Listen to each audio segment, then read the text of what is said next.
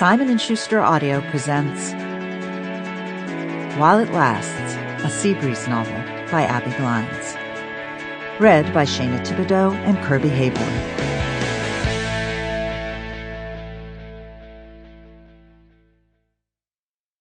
Prologue.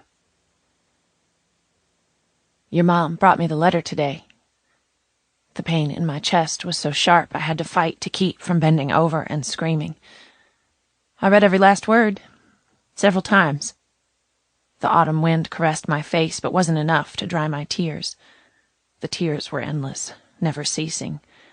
Swallowing hard, I forced myself to continue. I needed him to hear me.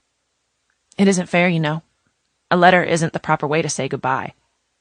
It sucks, Josh. It sucks so damn bad. A sob tore from my chest. I pressed my fist against my heart. How much more pain could it take before it just exploded into a million pieces? You always told me we'd grow old together. We'd sit on our front porch swing, holding hands and watching our grandkids play in the yard. You promised me that.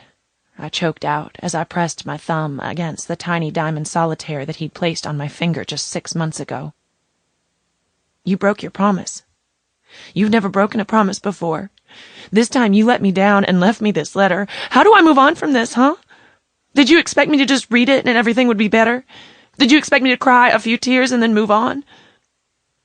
I would get no response. Nothing more than the letter weighing heavily in my back pocket. It was so tear-stained now that several of the words were hard to read. Didn't matter, though. I had it all memorized. Every last word. I started to write you a letter and bring it to you today. My chance at a few last words, but I couldn't. I can't scream and yell in a letter. Words on paper can't hold the emotions churning inside me. I reached into my pocket and pulled out the worn letter that would haunt me for the rest of my life. Instead of writing you a letter, I decided I'd respond to yours in person. It's only fair. No, it isn't fair. I spat out angrily. Because none of this is fair. But this is all I get. This is all you allowed me to have. I opened the one-page letter carefully. I didn't want to tear it because the words written on it were all I had left. I began to read aloud. My Eva Blue. Fresh tears streamed down my face. Just reading the nickname Josh had given me when we were 9 years old was painful. How could I read this entire letter aloud without crumbling to the ground?